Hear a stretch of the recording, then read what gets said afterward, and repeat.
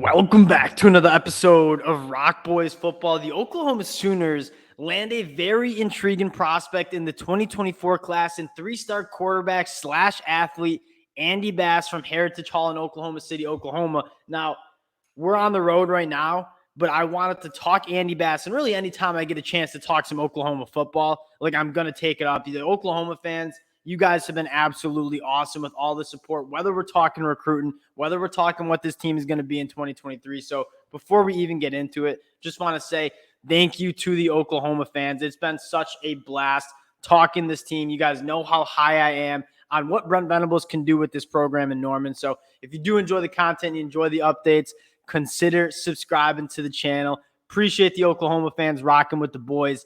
And let's get into Andy Bass, who, again, this commitment might go a little under talked about for two reasons. One, Andy Bass, not necessarily the premier recruit that Oklahoma normally lands, but I will say a very, very sneaky good prospect that I think could do a lot of different things in this Oklahoma offense. And the second reason, you got five-star Davis Stone committing on Saturday. That's kind of where a lot of the attention is for Oklahoma fans. We'll talk about that in a second. I want to give Andy Bass the respect he deserves. You take a look at what Andy Bass has done at the high school level. His junior year stats, absolutely insane. We'll start with just running a 10.5 600-meter dash. I mean, this is a 5'11", 200-pound dude. You see in the picture, really, really nice build.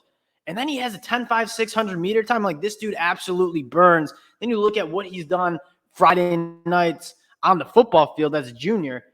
2,833 yards with 28 touchdowns passing. And then you add 987 yards with 17 rushing touchdowns. That's about 3,000 all-purpose yards, almost 40 touchdowns. This is a dude. That's actually over 40 touchdowns. Check my math real quick.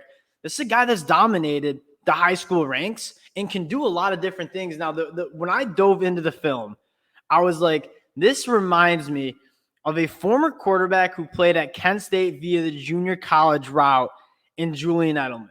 Right? If you guys go back and watch Julian Edelman, he was a quarterback at Kent State. Bill Belichick drafts him in the NFL draft to go play quarterback for the Patriots and ends up being one of the more productive and solid wide receivers we've seen at the NFL level. Andy Bass kind of reminds you a little bit about what Julian Edelman can be, because when you watch the film, he's probably not going to be the quarterback for Oklahoma, especially when you think about all the names that are going to be in this Oklahoma quarterback room, right? Jackson Arnold, you have Kevin Sperry in the 2025 class, Michael Hawkins in the 2024 class.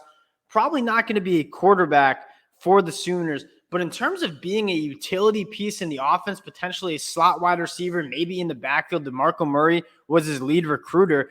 You could see Andy Bass doing a couple different things for the Oklahoma Sooners. And before we even get into the film, I love when former quarterbacks become wide receivers, because what's the one thing that really separates wide receivers these days at the college level and NFL level? The understanding of how to get open and run your routes. And what better prospect to do that than a former quarterback who knows what it is to get open, read defenses, know what they're doing. So Andy Bass, I think, could be a really sneaky weapon for the Oklahoma Sooners. And then you dig into the film and you see just the raw athleticism and the toughness that he plays with. And again, being a slot wide receiver, you have to take hits over the middle of the field. You have to be tough. You have to be gritty. And Andy Bass on the film, certainly shows that. This guy is like the Captain America on the high school football field, just making it happen. He's put up incredible numbers during his high school career. And you see the athleticism in which he plays with. He can sling it, don't get me wrong. But where he really, getting tough yards, 3rd and short, we got to get the first down, and he makes it happen. He's kind of a gamer. And that's kind of what you're looking for. Again, look at the jump cut. He's a really natural running back He's a really natural runner with the football in his hands. Really good jump cut right there. Gets outside, gets to the second level, makes some people miss. 10.5 600-meter dash time. You're not catching him when he gets into the second level. I really like Andy Bass. Really like what he's made of. Stiff arm, absolutely brutal. I know this isn't going to be the most flashy pickup for the Oklahoma Sooners.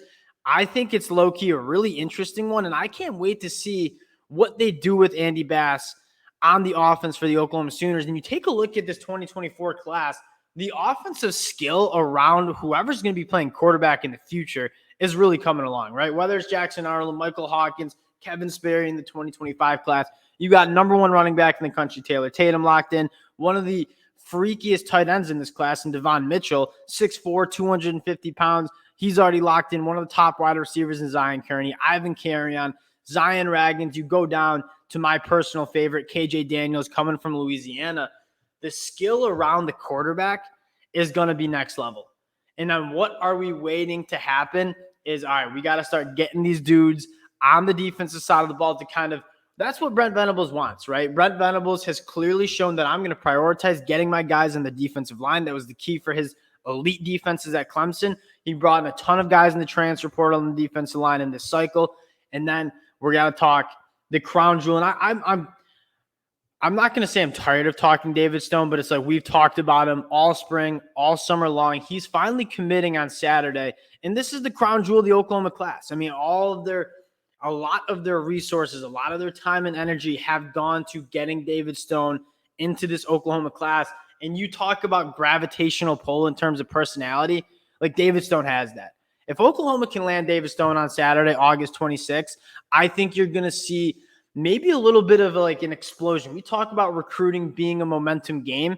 You land Andy Bass, then you land David Stone. Some of the dominoes start falling. David Stone would be, I mean, obviously just from pure football player standpoint, he's a top 10 national player, one of the best defensive linemen in this class, would be massive for just the football aspect. Then you talk about kind of like having the dominoes start falling for the Sooners. The next guy I'm looking at who's committing early September, four-star defensive lineman Nigel Smith, who's also a top 100 prospect in the country. We've talked about Brent Venables prioritizing the defensive line. David Stone, Nigel Smith potentially coming for the Oklahoma Sooners in this 2024 class. They've been hanging around that top 20, top 15 ranking.